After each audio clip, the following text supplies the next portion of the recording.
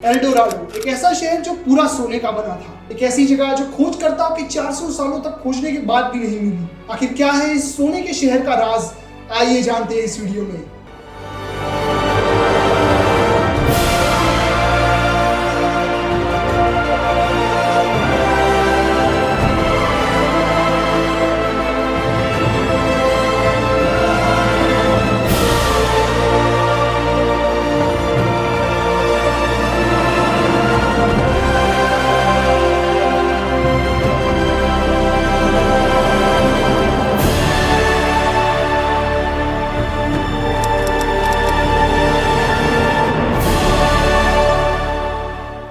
1492 में यूरोपियंस ने दो नए महाद्वीपों की खोज की, जिन्हें वो न्यू वर्ल्ड कहने लगे, क्योंकि वो ये जानते हैं कि यहाँ के बरसाती जंगलों में उन्हें असीम मात्रा में खनिज संपदा मिल सकती है। क्योंकि यूरोपियंस ने जब अमेरिका के लोगों को पहली बार देखा तो उन्होंने पाया कि इन लोगों ने सोना पहन रखा है, जिनकी कीमत इन्हें नहीं पता। उन्हें लगा कि क्या पता इनके पास और भी कीमती चीजें हो या इनका पूरा शहर ही सोने का बना हो। इस काल्पनिक सोने के बने शहर को नाम दिया गया एल्डोराडो। इसके कई सारे नक्शे भी बनाए गए कार्टोग्राफर्स और जियोग्राफर्स के द्वारा, जिसमें लेक परीमे के बाद मनोआ एल्डोराडो से दिखाया गया। एक ऐसा शहर जो असल में वहां था ही नहीं। ये एल्डोराडो का रहस्य सागर में डूबे एटलांटिस और हिमालय में छुपे सेंग्रीना से बिल्कुल मिलता जुलता था। ये इतिहास का ऐसा रहस्य बन गया कि कई लोगों ने तो इस पे फिल्म्स भी बना दी।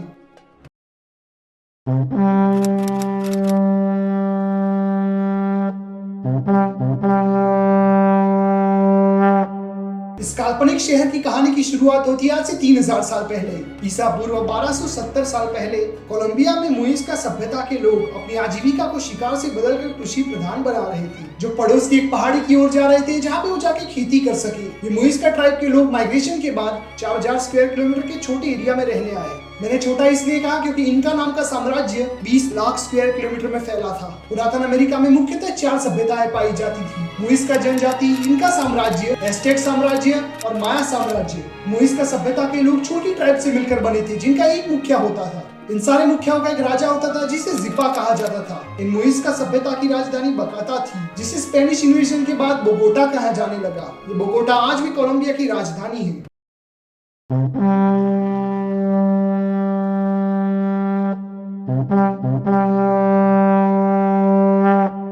सबसे पहले तो एल्डोराडो कोई जगह का नाम नहीं है। इसका मतलब होता है दी गोल्डन। ये शब्द असल में आया है एल होमरी डोराडो से, जिसका मतलब है दी गोल्डन मैन। यानी एल्डोराडो कोई जगह का नाम नहीं है, तो एक अनुष्ठान का नाम है। एक ऐसा अनुष्ठान जिसे मुइस्का सभ्यता के लोग अपने राजा के राज्याभिषेक के लिए किया करते थे। मुइस्का माइथोलॉजी के मुताबिक चिमिनीगागुआ नाम के भगवान ने ब्रह्मांड को बनाया था। ये लोग मानते थे कि चिमिनीगागुआ प्रकाश के देवता थे और उन्हीं ने बाकी प्रकाश के देवताओं को जन्म दिया था, जैसे कि सूरज के देवता सुए और चंद्र के देवता चिया। ये लोग अपने प्रकाश के देवता को असल जिंदगी में चमकीली चीज से दिखाने के लिए मन्या का उपयोग करते थे, जिसका मतलब है सोना। इनके देवता को खुश करने के लिए ये लोग जिपा की नियुक्ति के अनुष्ठान के समय कई चीजों का बलिदान करते थे।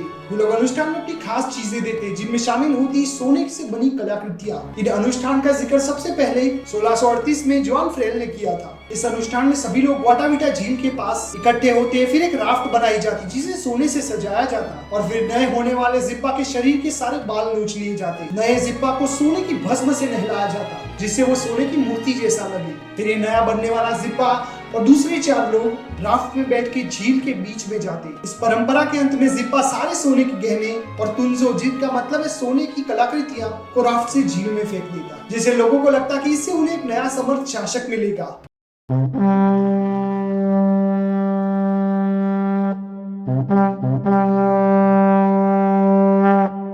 एल्डोराडो अब तक जो एक अनुष्ठान था जिसकी सोने के शहर होने की झूठी खबर सबसे पहले स्पेनिश एडवेंचर जुआन मार्टिनस ने फैलाई। उसने कहा कि वो जंगलों में खो गया था, जहां उसे कुछ लोग मिले जो उसे उस सोने के शहर ले गए और वहां वो 7 महीने रहा। उन लोगों ने उसे सोना भी तोहफे में दिया, जो वापस आते वक्त कुछ लोगों ने लूट लिया। और लोगों ने इस बात पे अंधा विश्वास इसलिए किया क्योंकि जब स्पेनिश लोग इनका साम्राज्य पर आक्रमण कर रहे थे, तब उन्हें वहाँ काफी सारी संपदा जैसे कि एमराल्ड, कॉपर और गोल्ड मिल रहा था। इस खबर के फैलने के बाद मुइस्का सभ्यता के लोगों पर काफी सारे आक्रमण होने लगे, एक ऐसे शहर की तलाश में जो वहाँ कभी था ही नहीं। इन आक्रमण होने की वजह से कई सारे मुइस्का सभ्यता के लोग मारे गए और उनके अनुष्ठान भी बंद हो गए।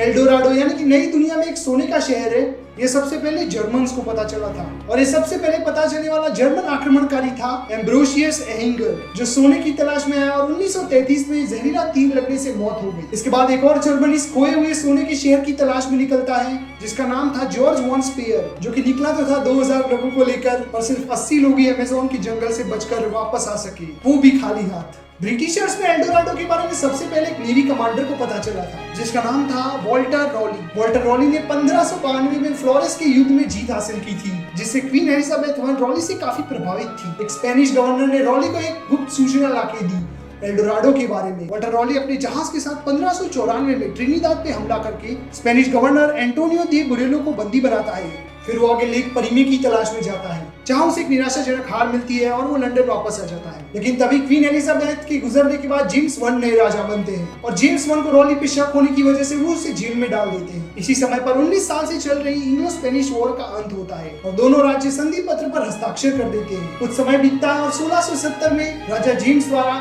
वॉल्टर रॉली की सजा माफ की जाती है और वॉल्टर रॉली को फिर से अपने एल्डोराडो के मिशन को पूरा करने की इजाजत मिलती है, पर एक शर्त पर कि स्पेनिश लोगों पर हमला नहीं करना है, क्योंकि अभी राजा जेम्स ने संधि पत्र पे हस्ताक्षर किए थे। वॉल्टर रॉली निकल पड़ता है एल्डोराडो की तलाश में अपने बेटे और अपने दोस्त कैप्टन लॉरेंस कीमस के साथ, पर वही हुआ जिसका डर था। कीमस का जहाज जो रॉली से दूर था उसने स्पेनिश जहाज पे हमला कर दिया, जिसमें रॉली के बेटे की मौत हो गई। बाद में जब रॉली को पता चला तो वो कीमस के पास गया, तब कीमस ने डर के मारे आत्महत्या कर दी और जब रॉली खाली हाथ लंदन गया तब उसे मौत की सजा सुनाई गई। ये सब कुछ हुआ एक सोने के शहर की फर्जी खबर की वजह से।